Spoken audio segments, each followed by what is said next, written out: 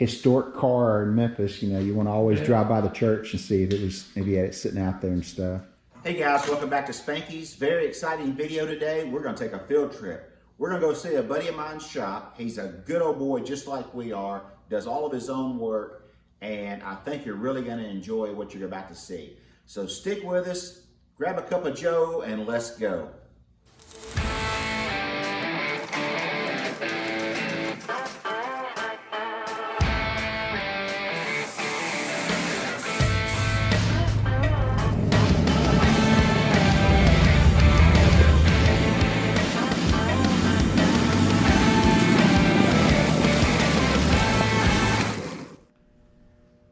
This was Father Graham's car, the priest. Yep, I remember seeing it sit at the church. Yeah, St. Michael's was the last place it was. Yep, it was like a historic car in Memphis. You want to always drive by the church and see if it was maybe had it sitting out there and stuff. Yeah, so padlock on the hood because people kept stealing the battery. The locks on it had been jimmied. I mean, I hadn't until you got it. I hadn't seen the car in 30 years probably, but I do remember seeing it up there. It's kind of a Memphis icon. Yeah, he moved to Memphis in '70 and he spoke at my 8th grade graduation. I had this car, but it was a 6-cylinder. So what all did you do to it when you got it? I went on a rotisserie and I found a real 362 Chevy 2 block, double hump heads and some L79 stuff, and put a 700 R transmission in it. And I found a factory 12 bolt to put in it. It's all what they call it, lizard skin on the inside and the bottom. I did all the interior, all the mechanical work on it. So you think this is going to be a keeper forever? Yeah, I like it a lot. It's got a lot of memory to it. It frustrates me every once in a while. Don't all the old cars do?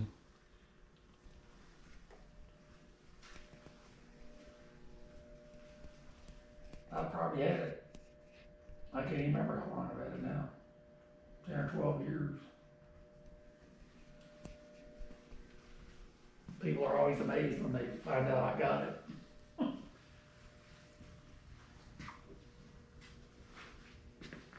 I never wanted a cow hood on it.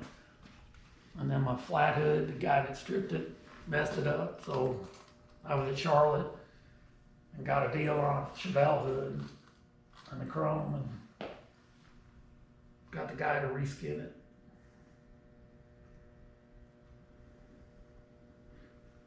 Great touch. I put all new glass in it.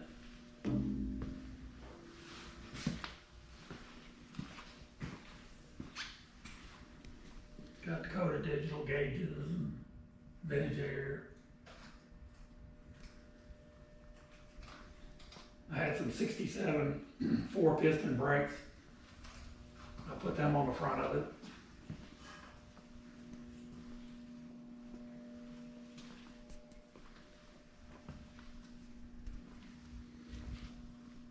So it's pretty quiet. Runs down the road good. Fuel injection. Cranks right up.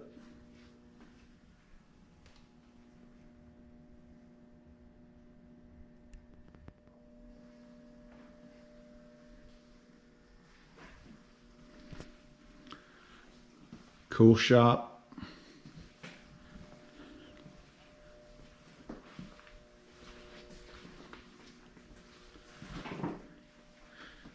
Now this one's your latest here.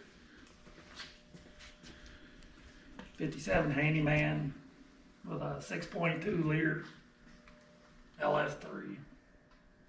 Tremec 5-speed,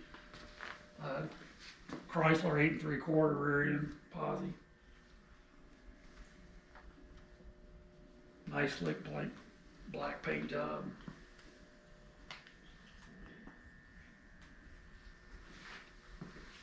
So you have you had this one out yet? I've had it around the block one time, just a mile and a half on it. Yeah. Upgraded with the larger front disc brakes, 13-inch. It's got big 11 by 2.5 drums on the back. Got a 150 style interior to put in it. The black and silver cobblestone. Classic instrument gauges. I like them better than the Dakota. Yeah. They look cooler. Yeah, a lot more traditional looking. They're clean, yeah. Nice 150 trim on it.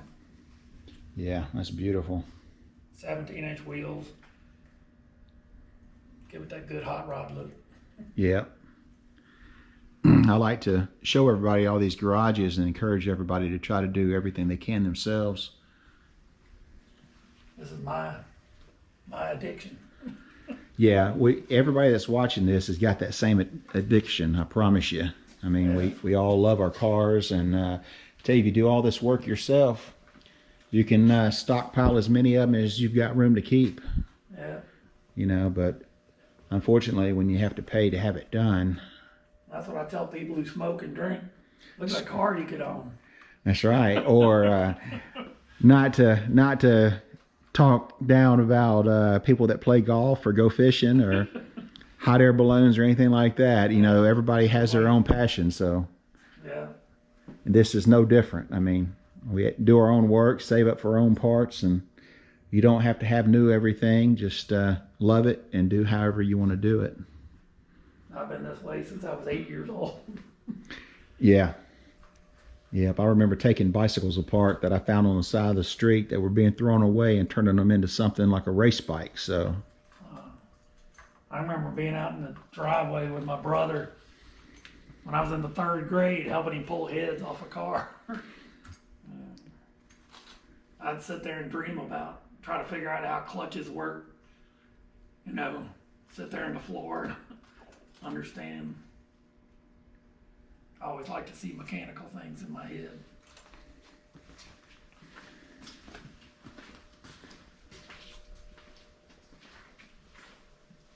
Of course, working on airplanes didn't hurt.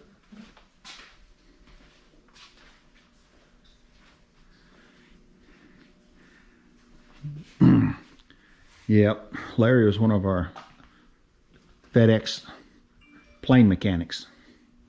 So if you have any parts fall off in your yard, it could have been him. Mine all came back. This is my 67 Chevelle. I've had it since the mid-80s. It was an original Malibu car. Factory bucket seats, air. I converted it to a SS 502 crate motor in it. Tremec TKO 5-speed, GM 12 volt. Factory wood wheel, tilt gauges with extra gauges. CPT big brakes. I did all the upholstery and mechanical on it too. I even made 502 front and rear emblems.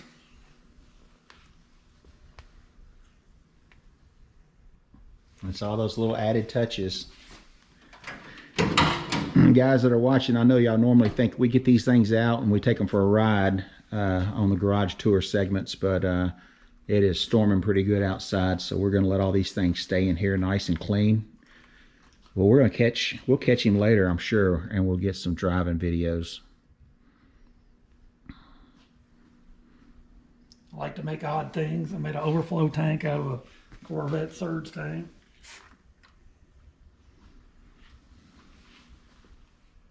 Just little knickknacks.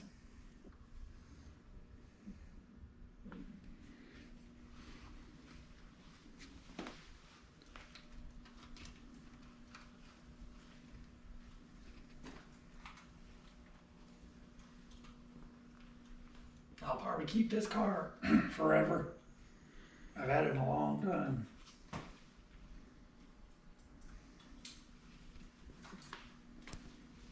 moved from 5 different places with it in pieces.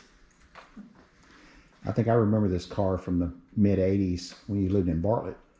You had, Yeah. did you have I it used to then? have At another El one. Camino. I had the El Camino and I had a dark blue-gray car. That was Rose's original car when I met her before we got married. And then I had bought this car in Kansas. It was that puke green bucket seat car, 327. I'd found the original 327. The Derby motor still had it after 10 years, sitting in their stuff. But I went another direction, you know. Yep. Everybody always asks me when I show up in something, how I decided to drive that car tonight. So at our cruise-ins, how do you decide which car you're going to take? Sometimes it's the one with the most gas in it. That's my answer. That's what I always say. Or it's in the back, or, Yep. you know, the one I might be willing that rain might fall on it. Yeah.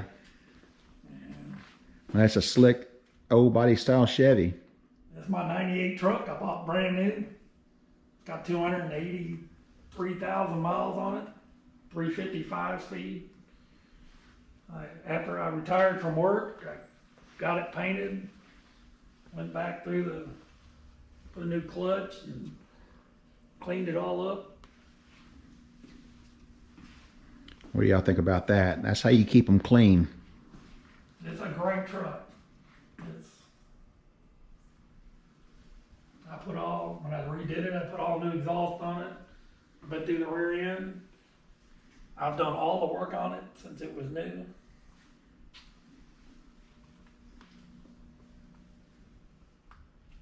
I've changed the wheels and stuff over the years, but it always looks better stock. Yeah, you can't beat those wheels.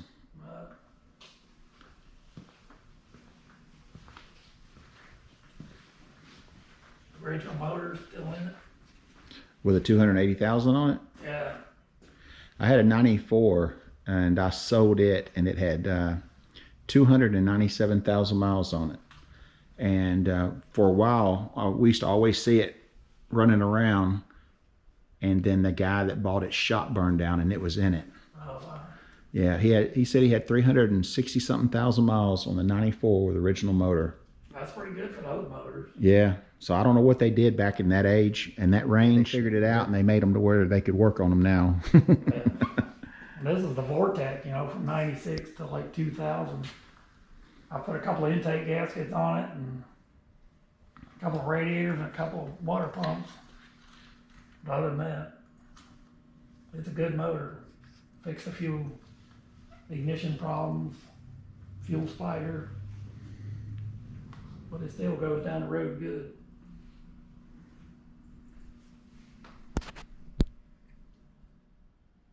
You want to come upstairs and see the rest of the Yeah, toy box? let's go upstairs, guys. It's a really cool garage. I had to show you the outside of it because you would never know it.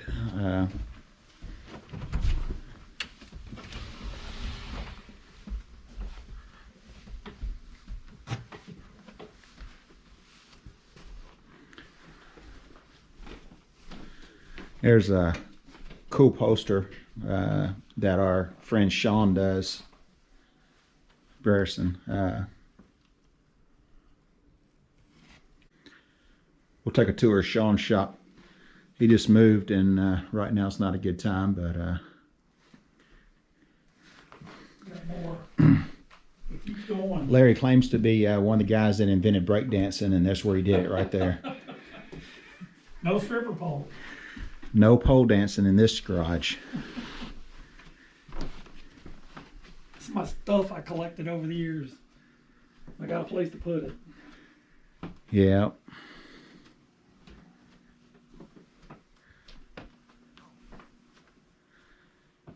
And this is where he sleeps when he buys too many car parts. My woman's a car woman. That's right. She loves them. I'm sure there's a few ladies sitting on the couch watching this right now next to their husbands, so they know exactly where your wife's at. Yeah.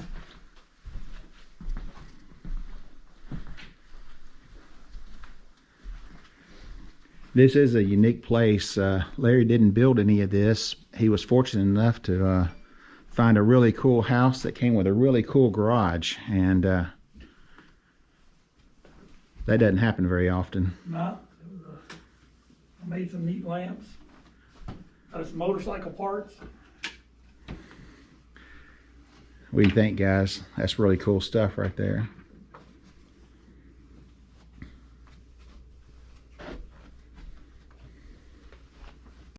Of course, just like everything, something breaks. You got to work on it too. Yeah, us DIY guys, I guarantee you, you can find a YouTube video on how to fix that. Yeah. Well, it's a great place. Full baths. That's where we had family come up, hang out together. We always ask people what they think this is. All right, what is that? Looks like first thoughts is some kind of surveyor's deal. Second thought is some type of a nutcracker. And I'm going to have to go with some type of a nutcracker. It's a corkscrew A corkscrew. for wine bottles. No kidding. Yeah. It was here when we got the house. Man, that's what you do after you get through working on the car. You pop a top and... Yeah. And these are puzzles we build and put together and glue and get framed. Super cool. Well, guys, I hope y'all enjoyed coming into Larry's shop and house and man cave. We sure appreciate you showing us around. Take care. Well, folks, I hope you enjoyed Larry's collection. It does change quite often, unfortunately. He gets rid of a few of his cool cars. There's a couple of keepers in there that he said he'll never sell. We'll see about that. I'll keep you guys updated. Anyway, Larry asked me a question while I was there, and I get this question asked quite a bit.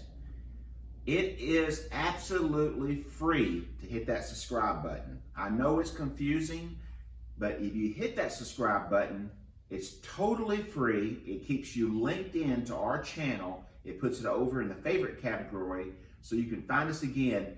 Plus, it helps the channel grow. So hit the like button on the videos that you like. Not every one of them if you don't like them. I understand. You are not paying for anything. You will not be charged for anything. It just helps this channel grow. And that's what we need. It's a free platform anywhere on YouTube. Anything you see that you like, subscribe to it. Enjoy all of our videos, past, present, and the future. Lots of new stuff coming, and just can't wait to share some of it with you. So, as always, if you're through watching, get out in the garage and go build something.